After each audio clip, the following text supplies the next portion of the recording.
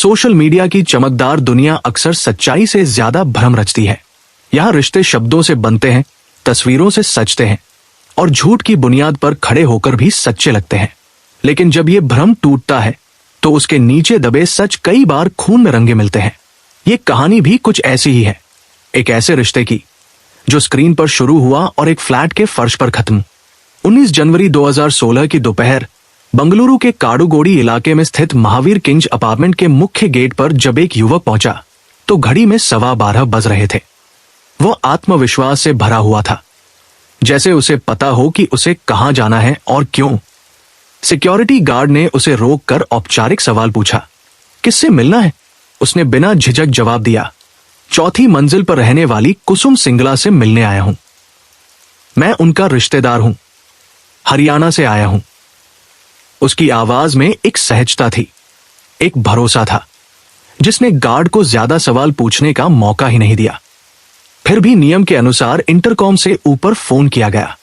कुछ सेकंड की घंटी के बाद उधर से एक महिला की आवाज आई, संयमित, स्पष्ट और बिना किसी घबराहट के, उन्हें बैठाइए, मैं खुद नीचे आ रही हूं।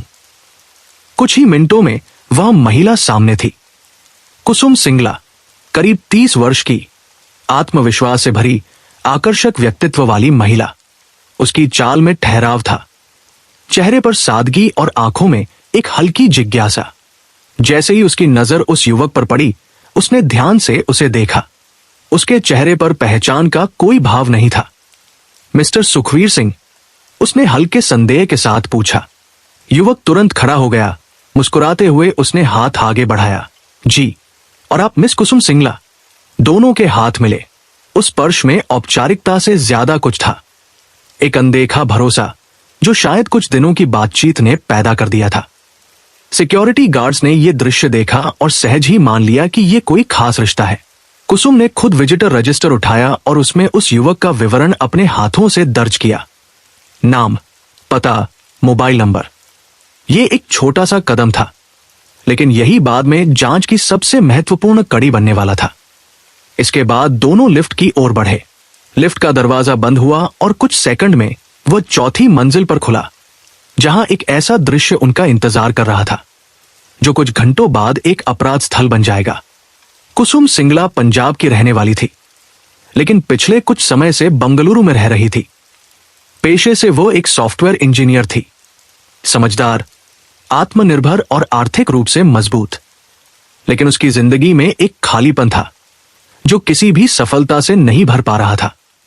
वो अकेली थी, उसकी शादी हो चुकी थी, लेकिन वह रिश्ता ज्यादा समय तक नहीं चला। तलाक के बाद उसने खुद को काम में झोंक दिया, लेकिन दिल का खालीपन अक्सर रात के सन्नाटे में उसे घेर लेता था। ऐसे में फेसबुक उसके लिए सिर्फ एक ऐप नहीं था, वो एक खिड़की थी जहां से वो दुनिया से जुड़ सकती थी। वो लोगों से बात करती, नए दोस्त बनाती, चैटिंग में समय बिताती, शायद इसी उम्मीद में कि कभी कोई ऐसा मिलेगा जो उसकी जिंदगी में फिर से रंग भर सके। 31 दिसंबर 2015 की रात, जब पूरा देश नए साल के जश्न में डूबा हुआ था, कुसुम अपने कमरे में बैठी फेसबुक स्क्रॉल कर रही थी। तभी उसकी नजर एक फ्रेंड रिक्वेस्ट पर पड़ी। नाम था सुखवीर सिंह, साथ में एक मैसेज भी था, नए साल की शुभकामनाएं। साधारण सा संदेश, लेकिन उसमें एक अपनापन था। कुसुम ने उसकी प्रोफाइल देखी। फोटो में एक स्मार्ट दिखने वाला युवक था। स्टेटस में लिखा था, याहू इंडिया में अधिकारी, अविवाहित। कुसुम ने बिना ज्यादा सोचे रिक्वेस्ट स्वीकार कर ली और जवाब में उसे भी नए साल की शुभकामनाएं भेज दी। यहीं से शुरुआत हुई। पहले हल्की फुल्की बातचीत, फिर रोजाना चैटिंग, और कुछ ही दिनों में बातचीत का दायरा बढ़ता गया। 9 जनवरी 2016 को दोनों ने एक दूसरे को अपने मोबाइल नंबर दे दिए। अब फेसबुक की चैटिंग फोन कॉल्स में बदल गई। घंटों बातें होती, कभी हंसी, कभी गंभीर चर्चा, कभी भविष्य की बातें। सुखवीर की आवाज में एक खास आकर्षण था। वह बातों को इस तरह पेश करता था कि सामने वाला खुद को खास महसूस करने लगे। धीरे धीरे कुसुम का भरोसा बढ़ता गया। वो उसे अपने बारे में सब कुछ बताने लगी, अपने अतीत के बारे में, अपने अकेलेपन के बारे में, अपने सपनों के बारे में, और हर बार सुखवीर उसे ये एहसास दिलाता कि वह उसकी जिंदगी में बहुत खास है। कुछ ही दिनों में यह रिश्ता दोस्ती से आगे बढ़ चुका था। अब ये प्यार था। दूसरी ओर सुखवीर की सोच कुछ और थी। वो भी बातें करता था, हंसता था, सपने दिखाता था, लेकिन उसके हर शब्द के पीछे एक योजना थी। उसने खुद को एक सफल, अमीर और स्थापित व्यक्ति के रूप में पेश किया था, जबकि सच्चाई इससे बिल्कुल अलग थी। लेकिन यह सच्चाई अभी सामने नहीं आई थी। कुसुम के लिए वह एक आदर्श जीवन साथी बन चुका था। कोई ऐसा जो उसे समझता है, जो उसे स्वीकार करता है, जो उसके अतीत के बावजूद उसके साथ भविष्य देखता है। जब सुखवीर ने उससे मिलने की इच्छा जताई तो कुसुम ने बिना झिझक उसे अपने घर आने का निमंत्रण दे दिया। ये एक बड़ा फैसला था, एक ऐसा फैसला जो भरोसे पर लिया गया था, लेकिन उस भरोसे की कीमत उसे अपनी जान देकर चुकानी थी। 19 जनवरी 2016 की दोपहर जब सुखवीर उसके फ्लैट में दाखिल हुआ तो कुसुम ने उसका स्वागत पूरी गर्मजोशी के साथ किया। उसने उसके लिए खाना बनाया, उसे आराम दिया और दोनों बैठकर बातें करने लगे। उस वक्त उस घर में एक अजीब सी शांति थी, जैसे तूफान आने से पहले का सन्नाटा। कमरे की दीवारें, फर्नीचर और वो सोफा सेट, सब कुछ सामान्य था। लेकिन कुछ घंटों बाद यही जगह खून से रंगने वाली थी। कुसुम की रूममेट निधि शर्मा उस दिन ऑफिस गई हुई थी। उसे सिर्फ इतना पता था कि कुसुम का कोई रिश्तेदार मिलने आ रहा है। शाम के करीब 8 बजे जब वो वापस लौटी तो उसे अंदाजा भी नहीं था कि उसके सामने जो दरवाजा है उसके पीछे क्या छुपा है। उसने डोरबेल बजाई, एक बार, फिर दूसरी बार, लेकिन अंदर से कोई जवाब नहीं आया। वो हल्का सा चौंकी, लेकिन उसे लगा शायद कुसुम बाहर गई होगी। उसने अपने पर्स से चाबी निकाली और दरवाजा खोल दिया। जैसे ही दरवाजा खुला, एक ठंडी, डरावनी खामोशी ने उसका स्वागत किया। अंदर अंधेरा था। उसने स्विच ऑन किया। लाइट जलते ही कमरे का हर कोना अचानक साफ दिखाई देने लगा, और उसी के साथ एक ऐसा सच भी जिसे देखने के लिए निधि शर्मा बिल्कुल तैयार नहीं थी। फर्श पर, कमरे के बीचों बीच कुसुम सिंगला पड़ी थी। उसकी आंखें पूरी तरह खुली थी, जैसे आखिरी पल तक उसने किसी पर भरोसा करने की गलती को समझने की कोशिश की हो। गर्दन पर लैपटॉप के चार्जर का तार कसकर लिपटा हुआ था। त्वचा पर गहरे निशान बन चुके थे। बाईं आंख के पास गहरा घाव था, जहां से बहा खून अब सूख कर काले रंग की परत बन चुका था, लेकिन उसका कुछ हिस्सा अभी भी फर्श पर फैला हुआ था, ठंडा, निस्पंद और भयावह। निधि के गले से आवाज नहीं निकली। उसके हाथ कांपने लगे। दिल की धड़कन इतनी तेज हो गई कि उसे लगा जैसे सीने से बाहर आ जाएगी। मोबाइल उसके हाथ से छूटकर फर्श पर गिर गया। कुछ सेकंड या शायद कई मिनट वो वही जड़ होकर खड़ी रही। दिमाग ने जैसे काम करना बंद कर दिया था। फिर अचानक जैसे चेतना लौटी। उसने हड़बड़ाकर दरवाजा खोला और बाहर भागी। खून, खून। उसकी आवाज पूरे फ्लोर में गूंज गई। कुछ ही पलों में आसपास के फ्लैट्स के दरवाजे खुलने लगे। लोग घबराए हुए बाहर आए। किसी को समझ नहीं आ रहा था कि हुआ क्या है। सिक्योरिटी गार्ड भी दौड़ते हुए ऊपर पहुंचे। निधि दीवार के सहारे बैठ गई थी। उसका चेहरा पीला पड़ चुका था, होंठ कांप रहे थे। कोई उससे पूछता, क्या हुआ? लेकिन वह जवाब देने की स्थिति में नहीं थी। उसकी उंगली बार बार फ्लैट के अंदर की ओर उठ जाती। दरवाजा फिर से ऑटोमेटिक लॉक हो चुका था, लेकिन चाबी अभी भी लॉक में ही लटक रही थी। किसी ने आगे बढ़कर दरवाजा खोला। अंदर कदम रखते ही जो दृश्य सबने देखा, उसने वहां मौजूद हर व्यक्ति को भीतर तक झकझोर दिया। कमरे में सन्नाटा था, एक अजीब, भारी सन्नाटा जिसमें मौत की गंध घुली हुई थी। कुसुम सिंगला अब इस दुनिया में नहीं थी। कुछ ही देर में पुलिस को सूचना दे दी गई। थाना काडूगोड़ी की टीम मौके पर पहुंची। पुलिस के आने तक फ्लैट के बाहर भीड़ जमा हो चुकी थी, लेकिन अंदर किसी को जाने नहीं दिया जा रहा था। पुलिस ने सबसे पहले पूरे फ्लैट को सील किया, फिर एक एक चीज को बारीकी से देखना शुरू किया। हर कोना, हर वस्तु, हर निशान। अब एक सुराग था। कुसुम की लाश के पास बिखरे कागज, उल्टे पड़े सामान और कमरे की अस्त व्यस्त हालत साफ बता रही थी कि यह सिर्फ हत्या ही नहीं, बल्कि संघर्ष भी हुआ था। पोस्टमार्टम के लिए लाश को भेजा गया। निधि शर्मा को थोड़ा संभाल कर उससे बयान लिया गया। उसकी आवाज अब भी कांप रही थी, लेकिन उसने जो देखा था वो पुलिस को बता दिया। उसके बयान के आधार पर हत्या का मामला दर्ज कर लिया गया। इसके बाद शुरू हुई असली जांच। सिक्योरिटी गार्ड से पूछताछ की गई।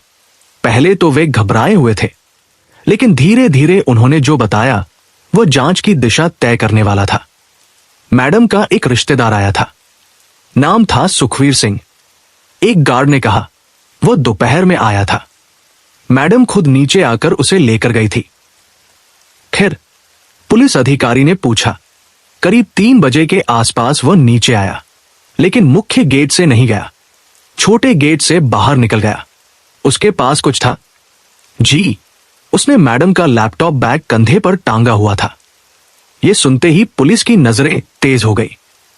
तुमने रोका क्यों नहीं? गार्ड ने सिर झुका लिया। हमें शक ही नहीं हुआ सर। मैडम खुद उसे लेकर गई थी।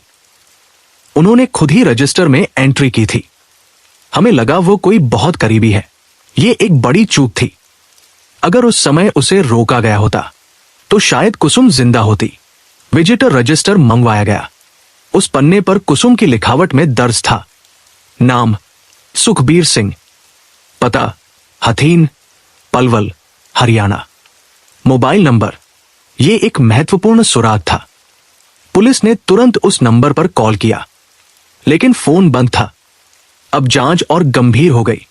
अपार्टमेंट के सीसीटीवी फुटेज खंगाले गए। फुटेज में साफ दिख रहा था कुसुम एक युवक के साथ लिफ्ट की ओर जा रही है।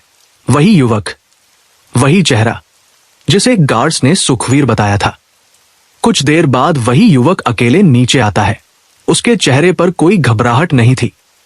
चाल सामान्य थी, जैसे कुछ हुआ ही नहीं हो। लेकिन उसके कंधे पर जो बैग था वो कुसुम का था। अब पुलिस के सामने एक स्पष्ट संदिग्ध था, सुखवीर सिंह। लेकिन वह कहां गया? इसका जवाब ढूंढने के लिए पुलिस ने तकनीकी जांच शुरू की। कुसुम के मोबाइल की कॉल डिटेल्स निकाली गई। उसमें एक नंबर बार बार सामने आ रहा था, वही नंबर जो विजिटर रजिस्टर में लिखा था। इसका मतलब साफ था, यह नंबर सुखवीर का ही था। और सबसे चौंकाने वाली बात यह थी कि दोनों मोबाइल की आखिरी लोकेशन बंगलुरु से बाहर की आ रही थी और दोनों लगभग एक ही दिशा में आगे बढ़ रहे थे। यानी कातिल कुसुम का फोन अपने साथ ले गया था। एसईपी हरिशेखरन के नेतृत्व में एक विशेष टीम बनाई गई। अब यह सिर्फ एक हत्या नहीं थी, यह एक योजनाबद्ध अपराध था जिसमें पहचान छिपाने, सबूत मिटाने और फरार होने की कोशिश साफ नजर आ रही थी। हरिशेखरन ने अपनी टीम के साथ तेजी से काम शुरू किया। सबसे पहले उन्होंने निधि शर्मा से विस्तार से बात की। निधि ने बताया, कुसुम ने मुझे सिर्फ इतना बताया था कि उसका कोई रिश्तेदार आने वाला है। उसने कभी इस सुखवीर के बारे में नहीं बताया। यह बात और भी संदिग्ध थी। कुसुम इतनी सतर्क थी, फिर उसने एक अनजान व्यक्ति को घर क्यों बुलाया? जांच आगे बढ़ी। कुसुम के सामान की जांच की गई। निधि ने बताया कि कुसुम का लैपटॉप गायब है, उसका मोबाइल फोन नहीं मिल रहा, क्रेडिट और डेबिट कार्ड भी नहीं है, चेकबुक भी गायब है और एक ट्राउजर भी नहीं मिल रहा। कमरे में बिखरे कागज ये बता रहे थे कि अलमारी भी खंगाली गई थी। यह सिर्फ हत्या नहीं थी, यह लूट भी थी। लेकिन क्या यह सिर्फ लूट के लिए किया गया था या इसके पीछे कुछ और था? पुलिस ने अब उस मोबाइल नंबर की पूरी जानकारी निकलवाई और यहीं उन्हें पहली ठोस सफलता मिली। वह नंबर वास्तव में सुखवीर सिंह पुत्र राजपाल सिंह के नाम पर रजिस्टर्ड था। पूरा पता भी मिला, गांव रीबड़, थाना हथीन, जिला पलवल, हरियाणा। अब मामला साफ हो चुका था। कातिल की पहचान सामने थी, अब सिर्फ उसे पकड़ना बाकी था। बंगलुरु पुलिस ने तुरंत हरियाणा पुलिस से संपर्क किया। पता साझा किया गया। गिरफ्तारी के लिए टीम भेजी गई। थाना हथीन पुलिस ने दिए गए पते पर छापा मारा, लेकिन सुखवीर वहां नहीं था। घर वालों से पूछताछ की गई। पता चला वो गुड़गांव में है। गुड़गांव की उस रात में एक अजीब सी बेचैनी थी। पुलिस की गाड़ी जब सायरन के बिना चुपचाप होटल के बाहर आकर रुकी तो किसी को अंदाजा भी नहीं था कि कुछ ही पलों में एक ऐसा शख्स पकड़ा जाने वाला है जिसने कुछ घंटों पहले बंगलुरु में एक जिंदगी खत्म कर दी थी। होटल के कमरे का दरवाजा खुलवाया गया। सामने वही चेहरा था, शांत, थका हुआ, लेकिन घबराया नहीं। सुखवीर सिंह। उसकी आंखों में डर कम और थकान ज्यादा थी, जैसे वो भागते भागते रुक गया हो, या शायद उसे पहले ही अंदाजा हो गया था कि अब बचना मुश्किल है। उसे बिना किसी हंगामे के हिरासत में ले लिया गया। उस वक्त तक उसे यह नहीं बताया गया था कि पुलिस के पास उसके खिलाफ कितने सबूत हैं, लेकिन उसके चेहरे के भाव यह जरूर बता रहे थे कि वह भीतर से टूट चुका है। अगले ही दिन बंगलुरु पुलिस की टीम गुड़गांव पहुंची। कानूनी प्रक्रिया पूरी की गई। सुखवीर को अदालत में पेश किया गया और वहां से 5 दिन के ट्रांजिट रिमांड पर लेकर टीम उसे बंगलुरु के लिए रवाना हो गई। लंबा सफर, और उससे भी लंबा था उसके भीतर का सन्नाटा। पूरे रास्ते वो खामोश रहा। कभी खिड़की से बाहर देखता, कभी आंखें बंद कर लेता, जैसे किसी बात को याद कर रहा हो या भूलने की कोशिश कर रहा हो। लेकिन कुछ यादें ऐसी होती हैं जो पीछा नहीं छोड़ती। बंगलुरु पहुंचते ही उसे सीधे पूछताछ कक्ष में ले जाया गया। कमरे में सिर्फ कुछ कुर्सियां थी, एक टेबल और दीवार पर टंगी एक घड़ी, जिसकी टिक टिक उस सन्नाटे को और गहरा कर रही थी। एसीपी हरिशेखरन सामने बैठे थे। उनकी नजरें तेज थी, सीधी, पैनी और सवालों से भरी हुई। नाम सुखवीर सिंह। उसने धीमे स्वर में जवाब दिया। कुसुम सिंगला को जानते हो? कुछ सेकंड की चुप्पी, फिर उसने सिर झुका लिया। जी। ये जी सिर्फ एक जवाब नहीं था, ये एक स्वीकारोक्ति की शुरुआत थी। पूछताछ धीरे धीरे गहराई में उतरने लगी। शुरुआत में वो सामान्य बातें करता रहा, फेसबुक, दोस्ती, बातचीत। लेकिन जैसे जैसे सवालों की धार तेज होती गई, उसके जवाबों में भी सच्चाई उतरने लगी। और फिर उसने सब कुछ बताना शुरू किया। सुखवीर सिंह हरियाणा के पलवल जिले के गांव रीबड़ का रहने वाला, एक साधारण ग्रामीण परिवेश में पला बढ़ा लड़का। लेकिन वह औसत नहीं था। पढ़ाई में तेज, महत्वाकांक्षी और अपने गांव की सीमाओं से बाहर निकलने की चाह रखने वाला। इंजीनियरिंग की पढ़ाई पूरी करने के बाद उसे याहू इंडिया कंपनी में नौकरी मिल गई थी, नोएडा शाखा में। यह उसके जीवन का सबसे बड़ा मोड़ था। गांव का लड़का अब शहर की चमक में कदम रख चुका था। कुछ समय बाद उसे बंगलुरु में एक और बेहतर नौकरी मिली। वो वहां चला गया। फिर याहू ने उसे ज्यादा वेतन देकर वापस बुला लिया। सब कुछ ठीक चल रहा था, लेकिन जिंदगी हमेशा सीधी रेखा में नहीं चलती। कुछ ही समय बाद उसने एक्सेंचर कंपनी ज्वाइन कर ली और फिर 2013 में उसकी नौकरी चली गई। ये वो बिंदु था जहां से उसकी जिंदगी ने गलत दिशा पकड़ ली।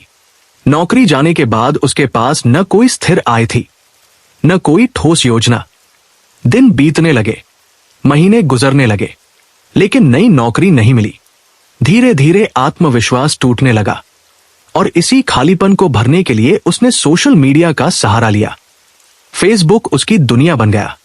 वो वहां लोगों से जुड़ता, बातें करता और सबसे अहम, अपने बारे में झूठ बोलता। वो खुद को सफल, अमीर और स्थापित दिखाता। ये एक नकली पहचान थी, लेकिन इसी पहचान के सहारे वो लोगों के करीब पहुंचता था। इसी दौरान उसकी मुलाकात कुसुम सिंगला से हुई। पहले चैटिंग, फिर कॉल्स और फिर वही कहानी, झूठ के सहारे बनाया गया भरोसा। लेकिन इस बार मामला थोड़ा अलग था। कुसुम सिर्फ एक और फेसबुक फ्रेंड नहीं थी, वो एक अवसर थी। जब मुझे पता चला कि वो अच्छी नौकरी करती है, उसकी सैलरी बहुत अच्छी है, सुखवीर ने धीमी आवाज में कहा, तब मुझे लगा कि अगर उससे शादी हो जाए तो मेरी जिंदगी सेट हो जाएगी। उसकी आवाज में पछतावा नहीं था, ये एक गणना थी, ठंडी, स्वार्थी और खतरनाक। मैंने सोचा, शादी के बाद सच बता दूंगा, वो कुछ नहीं कर पाएगी और खुद ही मेरी मदद करेगी। ये सोच, यही वो बीज था जिसने आगे चलकर एक हत्या को जन्म दिया। 19 जनवरी को जब वह बंगलुरु पहुंचा तो उसके दिमाग में यही योजना थी। वो कुसुम के सामने अपनी वही झूठी छवि लेकर गया, लेकिन एक छोटी सी बात ने उसे भीतर से झटका दिया। जब वह सिक्योरिटी रूम में बैठा था तो वहां बैठे लोगों की बातचीत से उसे पता चला कुसुम तलाकशुदा है। यह बात उसके लिए अप्रत्याशित थी, क्योंकि कुसुम ने उससे कहा था कि वह उसका पहला प्यार है। उस पल उसके भीतर हल्की सी नाराजगी उठी, लेकिन उसने उसे दबा दिया, क्योंकि वो खुद भी तो झूठ बोल रहा था। फ्लैट में पहुंचने के बाद दोनों के बीच बातचीत शुरू हुई। पहले सामान्य बातें, फिर धीरे धीरे निजी बातें, और फिर वह सवाल जिसने सब कुछ बदल दिया। तुमने मुझसे अपनी शादी की बात क्यों छिपाई? सुखवीर ने पूछा। कुसुम ने शांत लेकिन दृढ़ स्वर में जवाब दिया, वो शादी नहीं थी, एक धोखा था। मैंने उसे कभी स्वीकार ही नहीं किया। उसकी आंखों में एक दर्द था, एक बीता हुआ घाव जिसे वो फिर से नहीं जीना चाहती थी। सुखवीर ने उसे माफ करने का नाटक किया, जैसे वह कोई बड़ा एहसान कर रहा हो। लेकिन कुसुम को यह लहजा पसंद नहीं आया। उसने उसे सीधा देखा। अगर मेरी जिंदगी में एक झूठ था तो मैंने बता दिया। अगर तुम्हारी जिंदगी में भी कुछ है तो अभी बता दो। कमरे में सन्नाटा छा गया। यह एक निर्णायक पल था, और इसी पल में सुखवीर ने अपने झूठ का पर्दा खुद ही हटा दिया। मैं बेरोजगार हूं, उसने कहा, और अगर हो सके तो तुम मेरी नौकरी लगवाने में मदद कर देना। यह सुनते ही कुसुम का चेहरा बदल गया। उसकी आंखों में गुस्सा उभर आया। तुमने मुझसे झूठ बोला। उसकी आवाज अब सख्त थी। तुमने खुद को याहू का अधिकारी बताया और अब कह रहे हो कि तुम बेरोजगार हो। यह सिर्फ झूठ नहीं था, यह विश्वासघात था, और कुसुम इसे बर्दाश्त करने वाली नहीं थी। तुरंत यहां से चले जाओ। यह वाक्य सिर्फ एक आग्रह नहीं था, बल्कि एक सीमा रेखा थी जिसे पार करने की इजाजत अब किसी को नहीं थी। सुखवीर कुछ पल तक वहीं खड़ा रहा। उसके चेहरे पर मुस्कान की जगह अब एक अजीब सा तनाव उभर आया था। उसकी आंखों में हल्की बेचैनी थी, लेकिन उससे ज्यादा कुछ और, एक चोट जो उसके अहंकार को लगी थी। उसने धीमे स्वर में कहा, ठीक है, मैं चला जाता हूं, लेकिन मेरे आने जाने का खर्च तो दे दो, 50,000 रुपए। ये मांग सुनते ही कुसुम का गुस्सा और बढ़ गया। एक पैसा नहीं मिलेगा तुम्हें, उसने लगभग झिड़कते हुए कहा। उसके शब्दों में अब कोई नरमी नहीं थी। सुखवीर ने एक कदम आगे बढ़ाया। देखो, मैंने यहां तक आने में खर्च किया है, कम से कम इतना तो मैंने बुलाया था, लेकिन धोखा खाने के लिए नहीं। कुसुम ने बीच में ही काटते हुए कहा, तुमने जो झूठ बोला है उसके बाद तुम मुझसे पैसे मांग रहे हो। यह मत भूलो कि मैं पहले भी ऐसे धोखे का शिकार हो चुकी हूं, अब दोबारा नहीं। यह बात सीधी उसके भीतर जा लगी। सुखवीर की आंखों में अब गुस्सा साफ दिखाई देने लगा था, लेकिन उसने खुद को संभालते हुए कहा, ठीक है, 50,000 नहीं, 5,000 ही दे दो। मैं वापस चला जाऊंगा और फिर कभी तुम्हारे सामने नहीं आऊंगा। यह उसकी आखिरी कोशिश थी, या शायद आखिरी बहाना। कुसुम ने बिना एक सेकंड गवाए जवाब दिया, नहीं। बस एक शब्द, लेकिन यही शब्द उस पल एक विस्फोट की तरह साबित हुआ। अगले कुछ सेकंड जैसे किसी और ही दुनिया में घटे। सुखवीर के चेहरे पर अचानक एक अंधेरा उतर आया। उसकी आंखों में गुस्सा अब नियंत्रण से बाहर हो चुका था। उसे शायद यह एहसास हो गया था कि उसकी बनाई पूरी कहानी, उसका पूरा खेल इसे कमरे में खत्म हो गया है, और इसके साथ ही उसका धैर्य भी। पास ही टेबल पर रखा एक पेन उसकी नजर में आया। बिना सोचे, बिना रुके, उसने वो पेन उठाया और पूरी ताकत से कुसुम के चेहरे की ओर वार कर दिया। आह! कुसुम के मुंह से एक दर्द भरी चीख निकली। पेन उसकी बाईं आंख के पास गहराई तक धंस गया। खून तुरंत बहने लगा, तेज, गर्म और डरावना। कुसुम पीछे की ओर लड़खड़ाई, लेकिन वह पूरी तरह गिरी नहीं थी। उसके भीतर अभी भी लड़ने की ताकत थी। वह चिल्लाने की कोशिश कर रही थी, मदद के लिए, किसी के लिए, लेकिन सुखवीर अब रुकने वाला नहीं था। उसने फुर्ती से पास रखा लैपटॉप चार्जर उठाया। एक पल में उसने वह तार कुसुम की गर्दन के चारों ओर लपेट दिया। कुसुम ने दोनों हाथों से उस तार को हटाने की कोशिश की। उसकी आंखों में अब डर था, सच्चा, गहरा और अंतिम डर। वह सांस लेने के लिए जूझ रही थी। उसकी उंगलियां कांप रही थी, शरीर तड़प रहा था, लेकिन सुखवीर की पकड़ और मजबूत होती जा रही थी। उसके चेहरे पर अब कोई भाव नहीं था, न गुस्सा न डर, बस एक ठंडी खतरनाक स्थिरता। कुछ ही सेकंड और कुसुम का संघर्ष धीमा पड़ने लगा। उसके हाथ ढीले हो गए, आंखें खुली रह गई, और फिर सब कुछ शांत हो गया। कमरे में अब फिर वही सन्नाटा था, लेकिन इस बार यह सन्नाटा मौत का था। सुखवीर कुछ पल तक वहीं खड़ा रहा। उसकी सांसें तेज चल रही थी। उसने कुसुम की ओर देखा, निश्चल, निर्जीव, और फिर एक गहरी सांस ली, जैसे खुद को यकीन दिला रहा हो कि अब वह मर चुकी है। अगले ही पल उसका दिमाग फिर से काम करने लगा। अब वो एक कातिल था और उसे बचना था। उसने जल्दी जल्दी कुसुम का लैपटॉप बैग उठाया और उसमें लैपटॉप डाल दिया। फिर कमरे की तलाशी लेने लगा। अलमारी खोली, कागज इधर उधर फेंके, दराजे खंगाली। उसे जो भी कीमती लगा सब बैग में डालता गया। Credit card, debit card, chequebook, और फिर उसकी नजर कुसुम के मोबाइल फोन पर पड़ी। वह भी उसने जेब में डाल लिया। तभी उसकी नजर अपने कपड़ों पर गई। उसकी पैंट पर खून के धब्बे थे। यह सबसे बड़ा सबूत बन सकता था। उसने बिना देर किए अपनी पैंट उतारी, बैग में ठूंस दी और कुसुम की अलमारी से एक ट्राउजर निकालकर पहन लिया। यह एक अजीब, विचलित करने वाला दृश्य था। एक हत्यारा जिसने अभी अभी किसी की जान ली थी, अब उसी के कपड़े पहनकर खुद को बचाने की कोशिश कर रहा था। सब कुछ समेटने के बाद उसने एक बार फिर कमरे पर नजर डाली। कहीं कुछ छूट तो नहीं गया। सब कुछ अस्त व्यस्त था, लेकिन अब उसके पास रुकने का समय नहीं था।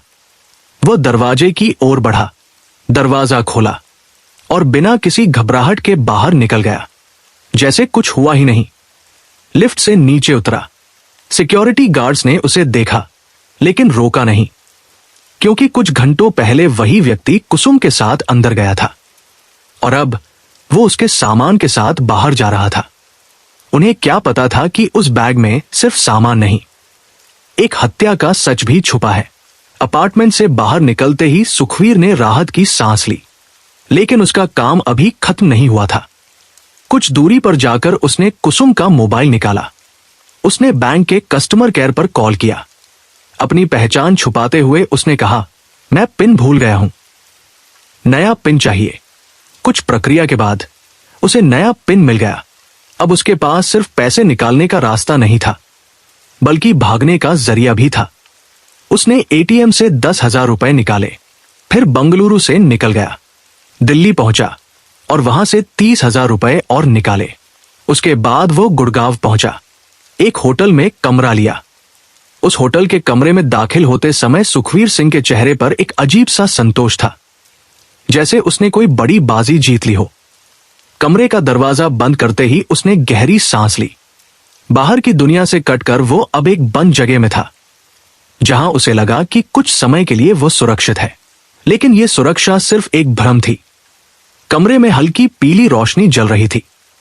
एयर कंडीशनर की धीमी आवाज उस सन्नाटे को और गहरा कर रही थी। बिस्तर पर बैठते ही उसने अपने जूते उतारे, सिर पीछे टिकाया और आंखें बंद कर ली। कुछ सेकंड के लिए उसे लगा जैसे सब कुछ सामान्य है, लेकिन दिमाग के भीतर जो चल रहा था वह सामान्य नहीं था। कुसुम का चेहरा, खुली आंखें, गले में कसता हुआ तार, खून से सना हुआ फर्श, ये सब दृश्य बार बार उसकी स्मृति में लौट रहे थे। उसने आंखें खोली। एक बेचैनी थी जिसे वो नजरअंदाज करने की कोशिश कर रहा था। सब ठीक है, उसने खुद से बुदबुदाया, कोई नहीं जानता, लेकिन यह उसका भ्रम था। उसने जेब से मोबाइल निकाला, कुछ पल तक स्क्रीन को देखता रहा, फिर अचानक उसने होटल के लैंडलाइन फोन की ओर हाथ बढ़ाया। यह एक सामान्य सी हरकत लग सकती थी, लेकिन यही उसकी सबसे बड़ी गलती साबित हुई। उसने अपने घर फोन लगाया। हां, मैं गुड़गांव में हूं, होटल में ठहरा हूं, उसने धीरे धीरे कहा। आवाज में थकान थी, लेकिन कहीं न कहीं एक राहत थी, जैसे वो अपने सुरक्षित होने की सूचना दे रहा हो। उसे यह अंदाजा नहीं था कि यह कॉल उसकी लोकेशन का सबसे बड़ा सुराग बन जाएगी। उधर बंगलुरु में पुलिस तेजी से काम कर रही थी। कुसुम के मोबाइल की कॉल डिटेल्स, एटीएम ट्रांजैक्शन और लोकेशन ट्रैकिंग, हर चीज को बारीकी से जोड़ा जा रहा था और धीरे धीरे एक सीधी रेखा बनती जा रही थी। बंगलुरु से दिल्ली और फिर गुड़गांव, एटीएम से निकाले गए पैसे भी उसी रास्ते की पुष्टि कर रहे थे। पुलिस को अब सिर्फ एक सटीक लोकेशन चाहिए थी और वह उन्हें मिल गई, होटल के फोन से की गई उस कॉल के जरिए। गुड़गांव पुलिस को सूचना दी गई। एक टीम तुरंत होटल की ओर रवाना हुई। रात का समय था। होटल के बाहर सब कुछ सामान्य दिख रहा था, जैसे रोज होता है, लेकिन कुछ ही मिनटों में वो सामान्यता टूटने वाली थी। कमरे के बाहर पहुंचकर पुलिस ने दरवाजा खटखटाया। अंदर कुछ हलचल हुई। कौन? सुखवीर की आवाज आई। Room service. दरवाजा खुला और जैसे ही खुला, सामने पुलिस थी। सुखवीर कुछ पल के लिए जड़ हो गया। उसकी आंखों में पहली बार डर साफ दिखाई दिया। भागने का कोई रास्ता नहीं था। वो पकड़ा जा चुका था। गिरफ्तारी के बाद जब उसकी तलाशी ली गई तो उसके पास से कुसुम के दोनों मोबाइल फोन, क्रेडिट और डेबिट कार्ड, चेकबुक और लैपटॉप बरामद हुए। हर सबूत उसके अपराध की गवाही दे रहा था। बाद में उसकी निशानदेही पर बंगलुरु में फेंकी गई उसकी खून से सनी पैंट भी बरामद कर ली गई। अब बचने के लिए कुछ भी नहीं था। पूछताछ के दौरान उसने अपना अपराध स्वीकार कर लिया। उसके शब्दों में कोई पछतावा नहीं था, बस एक ठंडी सच्चाई थी। एक ऐसा व्यक्ति जिसने अपने स्वार्थ, अपने अहंकार और अपनी लालच के लिए एक इंसान की जान ले ली। कुसुम सिंगला एक आत्मनिर्भर, समझदार और जीवन में दूसरी शुरुआत करने की उम्मीद रखने वाली महिला अब सिर्फ एक केस फाइल बन चुकी थी। पोस्टमार्टम रिपोर्ट ने भी हत्या की पुष्टि की। गले पर कसाव के निशान, चेहरे पर गहरा घाव, सब कुछ उसी कहानी को दोहरा रहा था जो सुखवीर ने बताई थी। रिमांड खत्म होने के बाद सुखवीर को अदालत में पेश किया गया। वो अब शांत था। न कोई सफाई, न कोई बहाना, जैसे उसने सब कुछ स्वीकार कर लिया हो। अदालत के आदेश पर उसे न्यायिक हिरासत में जेल भेज दिया गया। और इस तरह एक फेसबुक फ्रेंड रिक्वेस्ट से शुरू हुई कहानी एक हत्या, एक धोखा और एक गिरफ्तारी पर खत्म हो गई। लेकिन इस कहानी का अंत सिर्फ एक अपराध का अंत नहीं है, ये एक चेतावनी भी है।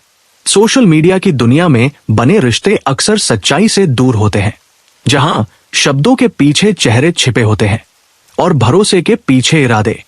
कुसुम ने भरोसा किया था, लेकिन उसने जिस पर भरोसा किया वो एक झूठ था और उस झूठ की कीमत उसे अपनी जान देकर चुकानी पड़ी।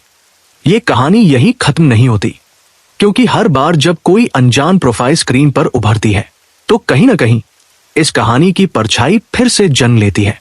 दोस्तों, अगर आपको आज की ये कहानी पसंद आई हो तो वीडियो को लाइक करें, चैनल को सब्सक्राइब करें और बेल आइकन जरूर दबाएं, ताकि आगे भी ऐसी ही सच्ची क्राइम की कहानियां आप तक सबसे पहले पहुंचती रहें।